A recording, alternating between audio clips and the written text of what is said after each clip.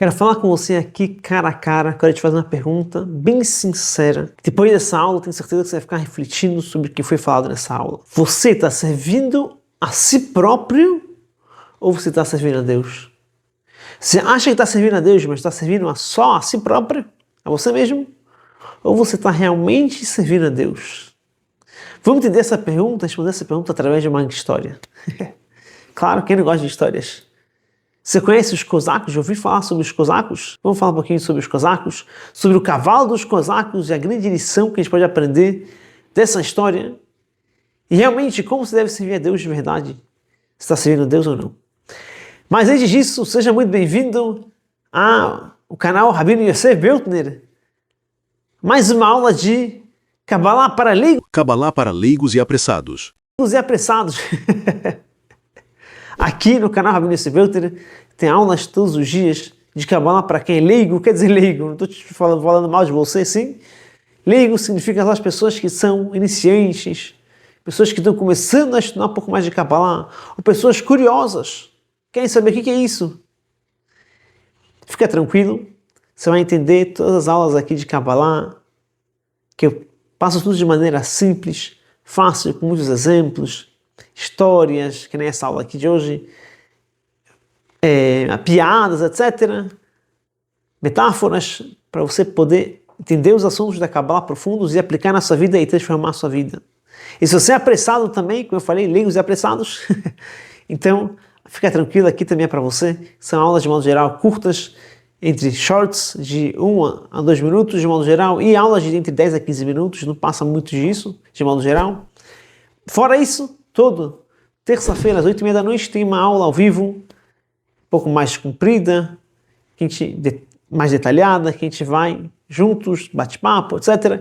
A gente vai pegando conceitos da Kabbalah profundos, poderosos de aplicando na sua vida prática, ou seja, tudo aqui tudo é prático. Não é que ficar abstrato falando só de coisas espirituais, assim como trazer esses assuntos para a nossa vida e transformar a nossa vida. Vamos lá para a história, sem mais delongas. Para quem não conhece os cosacos, eles eram conhecidos como grupo de soldados, vamos dizer, mais poderosos que tinha, mais cruéis também. Todo mundo morria de medo, qualquer um que chegasse perto deles morria de medo deles. Eles tinham cavalos poderosos, fortes, rápidos, que se entregavam fazendo de tudo para os cosacos. Realmente eles eram chamados de invencíveis. Ninguém conseguia vencer os cosacos. Quando eles apareciam lá, acabou. Não tinha mais o que fazer. Como é que eram os cosacos? Como é que eles treinavam? E mais ainda, como que era o cavalo dos cosacos? Um cavalo, de modo geral, naquela época, na Rússia, nessa região mais ou menos, era vendido por 10, 15 rublos. A gente sabe que o rublo antigamente valia bastante, hoje em dia não, muito pouco. E um cavalo de um cosaco valia 500 rublos. Você vê que não é uma diferença de uma vez, dobro, triplo, imagina, de 10 a 15 rublos para 500 rublos. Que tinha de tão especial no cavalo dos cosacos.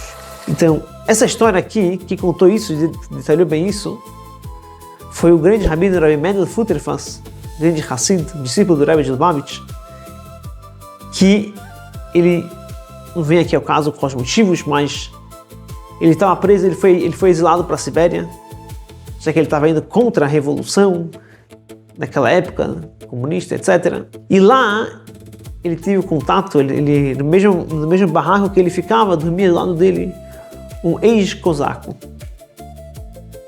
Esse ex-cosaco, os cosacos se chamava, assim, o próprio Rabbi Mendel contou.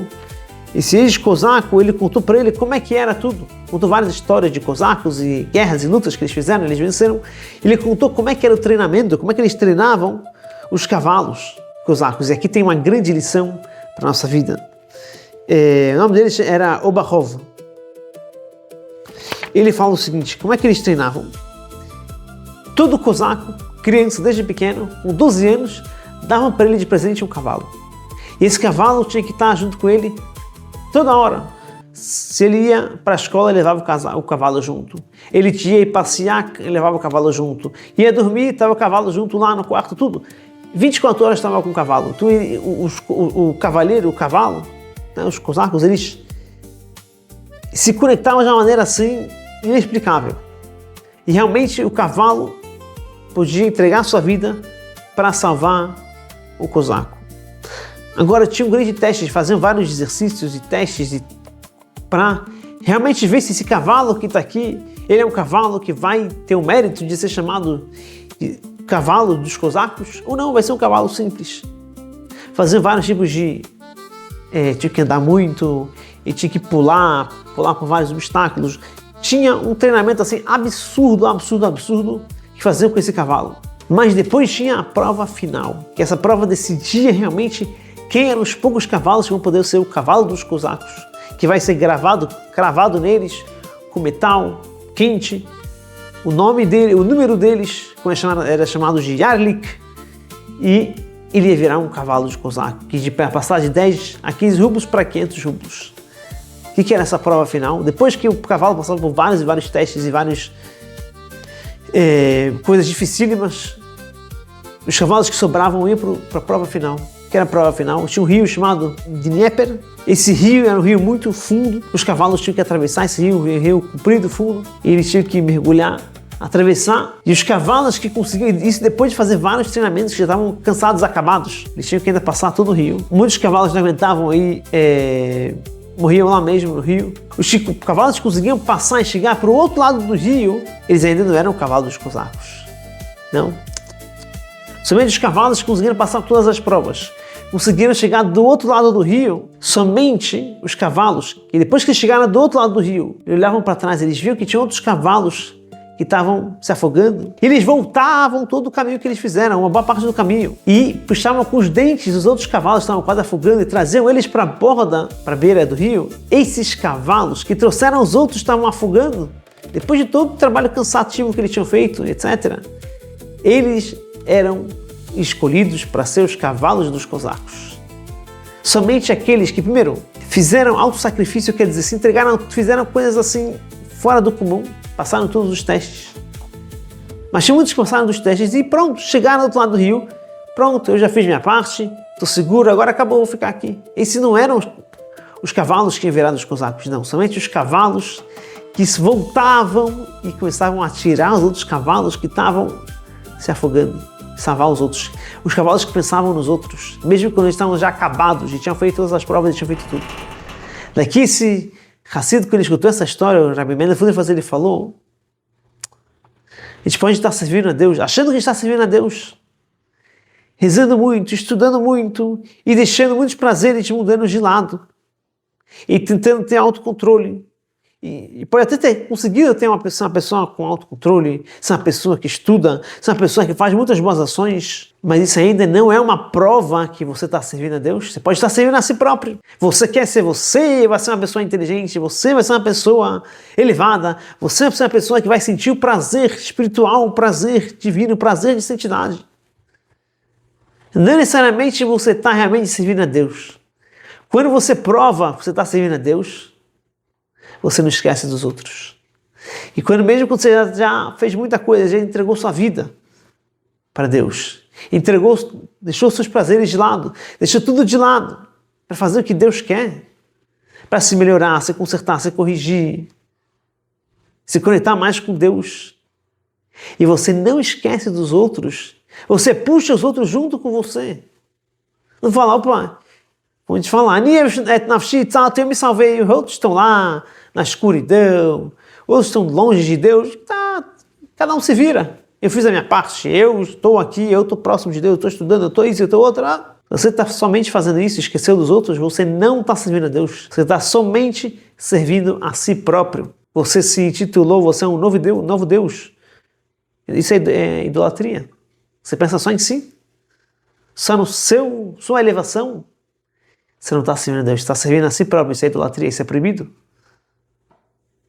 Somente quando você lembra dos outros e vai e puxa os outros com seus dentes, quer dizer, você vai lá e vai atrás dos outros e puxa e tenta salvar os outros, aí sim você está servindo a Deus. Aí sim você está se auto-sacrificando em prol da vontade de Deus.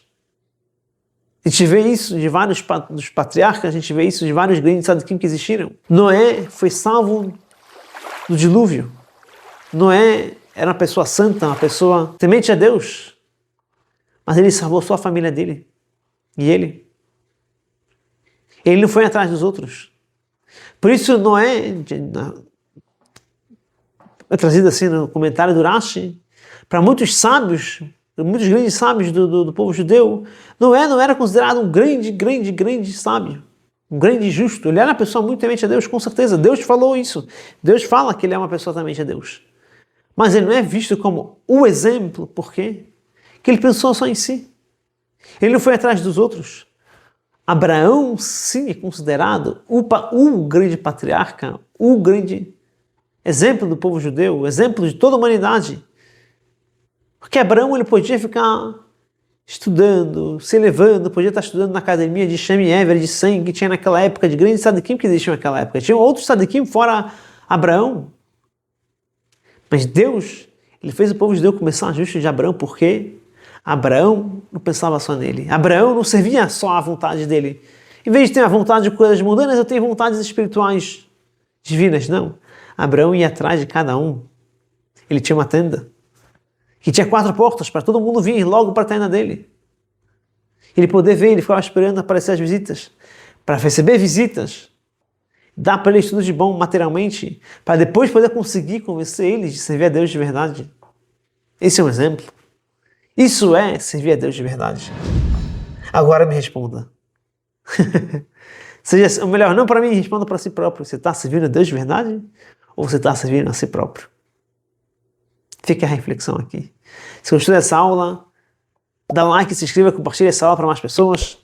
Te convido a ser membro do nosso grupo, ser membro do canal, apoiando o canal, pagando R$12 por mês, ou tem o segundo nível de membro, que você vai receber aulas exclusivas, tanto de aulas que eu não dou aqui na internet, que estão em outros lugares, aulas exclusivas para vocês, aulas de Midrash, aulas da história do povo judeu de modo geral, com todos os segredos da Kabbalah, entre vários outros conteúdos exclusivos somente para quem é membro. Então, se você quiser, clica no botão que está aqui embaixo, seja membro. E espero te encontrar na próxima aula. Até mais. Tchau, tchau.